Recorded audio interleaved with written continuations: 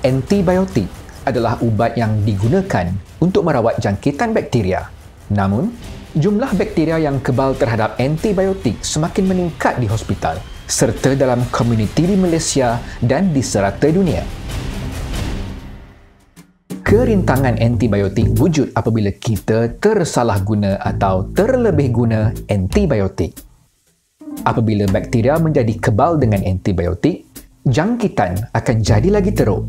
Lagi lama kita duduk di wad hospital, lagi banyak duit keluar dan menyebabkan lagi banyak kematian. Bagaimana kerintangan antibiotik boleh merebak? Pertama, daripada pesakit yang sudah dijangkiti kepada orang lain.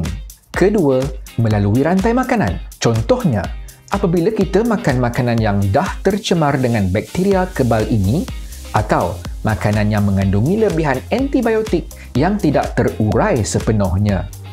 Yang ketiga, melalui persekitaran yang tercemar seperti tanah dan air. Contohnya, kita terdedah kepada bakteria kebal yang datang daripada pencemaran najis di dalam alam sekitar.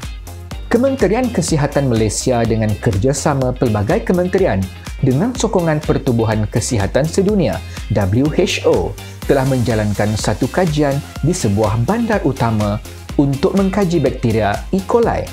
Apakah itu bakteria E. coli? E. coli merupakan bakteria yang memang ada dalam usus manusia dan haiwan. Apabila bakteria ini menjadi kebal terhadap antibiotik, rawatan yang biasanya doktor bagi kepada kita apabila kita sakit menjadi kurang berkesan. Jadi, apakah yang ditemui melalui kajian tersebut? Pertama, E. coli yang kebal ini yang sebelum ini memang ada di hospital, sekarang ini juga dapat ditemui dalam orang yang sihat dalam kalangan kita. Kedua, bukan setakat dalam badan kita. Dalam usus ayam yang sihat di rumah penyembelihan pun, E. coli kebal ini boleh ditemui. Ketiga, E. coli kebal ini pun ada juga di kawasan yang dekat dengan aktiviti manusia dan penternakan haiwan. Semua E. coli yang ditemui ini secara genetiknya didapati ada hubung kait dengan E. coli kebal di hospital. Ini menunjukkan bahawa penggunaan antibiotik secara tidak terkawal menyumbang kepada masalah tersebarnya E. coli kebal ini. Bagaimana nak elakkan kerintangan antibiotik? Pertama, hanya gunakan antibiotik untuk penyakit yang disebabkan oleh bakteria. Antibiotik tidak harus digunakan untuk jangkitan virus. Contohnya kebanyakan sakit tekak dan batuk, selesema atau demam denggi.